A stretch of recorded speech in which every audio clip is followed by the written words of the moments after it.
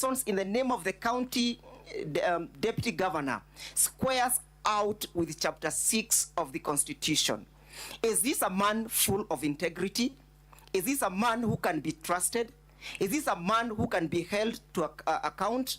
Is this a man who is transparent? Is this a man who can inspire the youths? Is this a man who can be trusted with the county resources? Evidence will bear us witness when we begin to tender the same, that Dennis is not the only victim. The public participation processes that were conducted on the 26th of February, we have people claiming that yes, the deputy governor is a man who is full of insatiable greed for resources, to the extent that he solicits resources as low as 8,000 shillings so that he can facilitate the governor's bursaries. That is the man that is being trusted to oversee the activities of the county government of Kisii. Evidence will be tendered, honorable senators, at the fullness of time to prove that this is a man who does not deserve the mercy of this house. This is a man who does not deserve any further stay and holding that position of a deputy governor. How can a deputy governor solicit 20,000 shillings so that he can assist poor people, hustlers, to access the bursary? The deputy governor, you are elected by these individuals to serve them, but you end at the end of the day, you end by extorting them, defrauding them. Is not a man worth his salt. This is not a man worth the favor of this house. Permit me to invite Mr. Mutuma for further submissions. Sorry, Mr. Mwandis, Mr. Speaker, sir.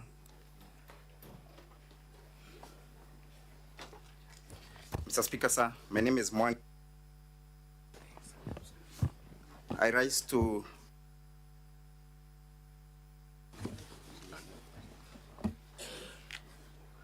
Mr. Speaker, sir, the Deputy Governor receives money from Dennis Misiati at 8:33 p.m. He receives another bunch of 49,000 at 20:37 p.m. on 28th of May, 2023.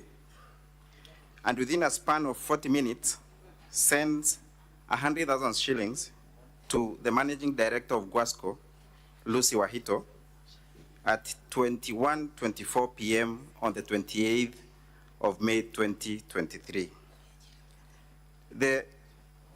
He further sends money to 3 other people on the same day, 28th of May 2023, and the last transaction on that day was made at midnight. So he sends 100,000 shillings, and in his defense, he raises the issue that this money was sent by an error. Surely, from 9:24 p.m.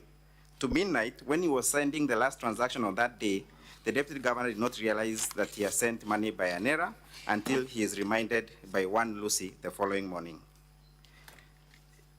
Honorable Speaker, on the issue of arresting his own blood brother, Reuben Monda, the Deputy Governor deploys not only 1, not 2, not 3, but a contingency of 20 county enforcement officers, accompanying police officers, to come and arrest and bundle his own brother into a motor vehicle. Surprisingly, Mr. Speaker, his own brother, today, because of the events that the ordeal that he went through on that day, he is now a diabetic man who has since started injecting himself with insulin, a condition that was not there before then.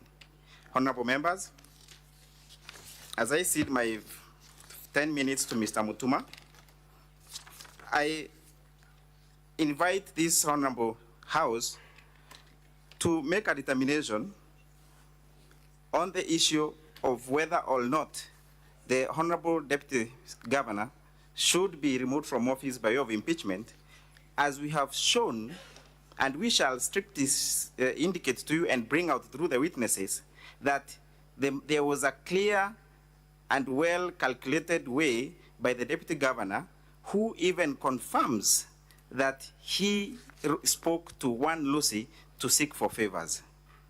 And he confirms that also during the county assembly, and the Hansard confirms so.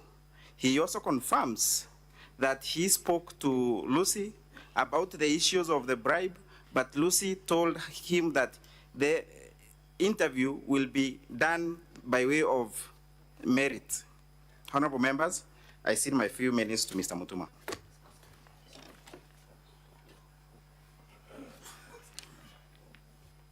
Thank you, Mr. Speaker, sir, and the honorable members of the Senate.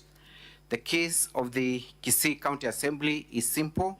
It is a cry by the most vulnerable members of our society who have suffered at the hands of their leaders.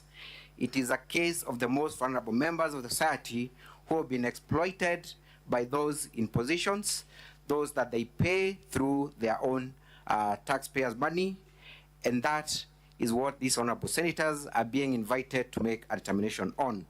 Honorable Speaker, sir, you will realize from the testimony of Dennis Misati that as a result of this ordeal, after 12 years of trial, getting their second born, the wife was so depressed to the extent that she collapsed and lost the baby.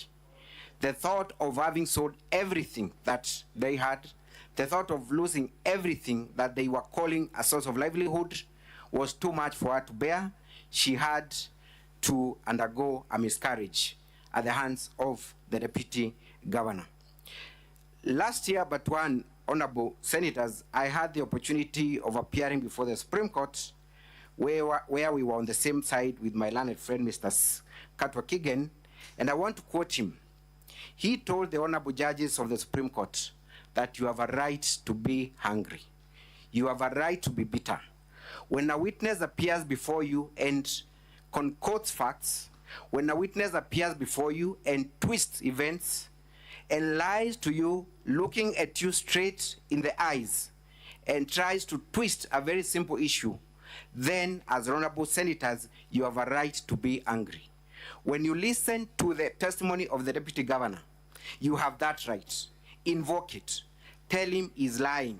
Tell him that whatever he's telling you does not make sense. You do not receive money from an innocent person. Send it to the very person that you're being accused of